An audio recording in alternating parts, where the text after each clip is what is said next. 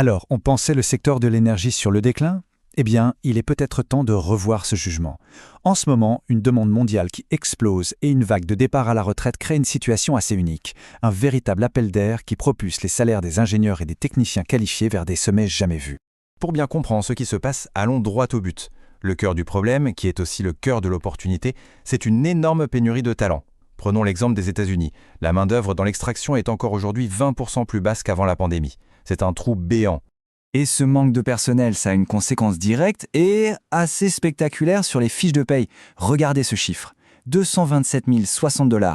C'est le salaire annuel moyen dans l'extraction de pétrole brut cette année. Ça place le secteur tout en haut de l'échelle, devant toutes les autres industries. L'équation économique derrière tout ça est en fait très simple. D'un côté, une demande en énergie qui ne cesse de grimper. De l'autre, pas assez de monde qualifié pour y répondre. Résultat, les entreprises se livrent une guerre sans merci pour attirer les meilleurs profils. Et elles sont prêtes à signer de gros chèques pour y arriver. Ok, donc on sait qu'il y a de l'argent à se faire. Mais où exactement? Quels sont ces fameux postes en or qui profitent à fond de cette situation? Allez, on regarde ça de plus près. On commence avec les capitaines du navire, si on veut. Ceux qui sont sur le terrain, en première ligne, les consultants en forage et les chefs de plateforme. Ce sont eux qui gèrent les opérations au quotidien et leurs décisions peuvent valoir des millions ou en faire perdre tout autant. Forcément, avec une telle pression sur les épaules, la rémunération suit. Et elle suit bien. Les consultants peuvent aller chercher plus de 300 000 $ par an et les chefs de plateforme ne sont pas loin derrière. Le potentiel est juste énorme. Mais attention, ce n'est pas juste une question d'expérience. Pour justifier de tels salaires, il faut un cocktail de compétences bien particulier. On parle de gérer une complexité technique extrême comme le forage en conditions HPHT, c'est-à-dire haute pression et haute température, en gros des conditions infernales où le matériel est poussé à ses limites. Ajoutez à ça un bilan de sécurité absolument parfait et une grande flexibilité, et vous avez la recette. Après les capitaines, passons aux architectes. Les ingénieurs pétroliers. Ce sont les cerveaux qui conçoivent et optimisent les méthodes pour aller chercher les ressources, un rôle absolument clé dans chaque projet. Sans eux, pas de forage, tout simplement. Et leur importance, elle se lit très clairement sur le bulletin de paie. Le salaire médian dépasse déjà les 145 000 $.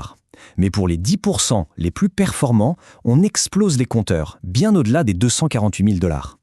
Allez, on va encore plus loin, ou plutôt plus profond. Direction un rôle ultra spécialisé, l'ingénieur sous-marin. Ces experts conçoivent et maintiennent les équipements qui opèrent au fond des océans, dans des environnements parmi les plus hostiles de la planète. Ici, ce qui est frappant, c'est la progression de carrière. On peut commencer autour de 90 000 $, mais avec de l'expérience, notamment sur les systèmes en eau très profonde, on peut facilement dépasser les 200 000. Leur mission, c'est de garantir que tout fonctionne non-stop. Et cette compétence, ça se paie très très cher. Bon, on a vu les postes. Mais il y a un autre facteur tout aussi crucial, le lieu de travail. Car le salaire brut, c'est une chose. Ce qui reste vraiment dans la poche à la fin du mois, c'en est une autre. Et là, attention au choc. L'impact des impôts est juste colossal. D'un côté, on a des pôles énergétiques comme les Émirats arabes unis qui ont une stratégie très claire pour attirer les talents. Zéro impôt sur le revenu. Et de l'autre, des pays comme le Danemark ou la Norvège où l'État peut prendre plus de la moitié du salaire. Et voici ce que ça donne concrètement sur le compte en banque. C'est la preuve par l'image. Même avec un salaire brut très élevé en Norvège, au final, un ingénieur y gagne moins qu'aux États-Unis ou aux Émirats. Le mot d'ordre est donc simple, il faut toujours regarder le net. Mais attendez une minute. Si c'était si simple, tout le monde irait non. L'histoire ne s'arrête pas au salaire net. Il y a un revers à la médaille et il est de taille. Ces témoignages d'un professionnel du secteur dit tout. C'est direct, c'est vécu. La volatilité de l'industrie, c'est le grand point noir. L'insécurité de l'emploi est une réalité constante et une source de stress énorme. En fait, l'industrie fonctionne un peu comme des montagnes russes. C'est le fameux cycle du boom and bust. Pendant les périodes de boom, c'est la fête. Des primes incroyables, des actions, des promotions éclairs. Mais quand le marché se retourne, c'est la crise. Et là, la douche est froide. Licenciements massifs, gel des embauches, la situation devient très précaire. Et ce n'est pas tout. Il faut aussi penser à tout le reste. Le coût de la vie, souvent exorbitant dans les villes pétrolières. Le rythme de travail, qui peut être infernal avec de longues périodes loin de sa famille. Ça pèse lourdement sur la vie personnelle. Du coup, les avantages comme le logement payé ou une bonne assurance santé deviennent absolument cruciaux dans le package global. Alors au final, comment on s'y retrouve? Le jeu en vaut-il vraiment la chandelle? C'est la grande question, le dilemme au cœur de ces carrières. D'un côté, on a des opportunités financières massives. Près de 2 millions d'emplois rien qu'aux États-Unis dans les années à venir, c'est factuel. Mais de l'autre, pour réussir, il faut avoir les nerfs solides, être prêt à encaisser les coups et gérer sa carrière comme une partie d'échec.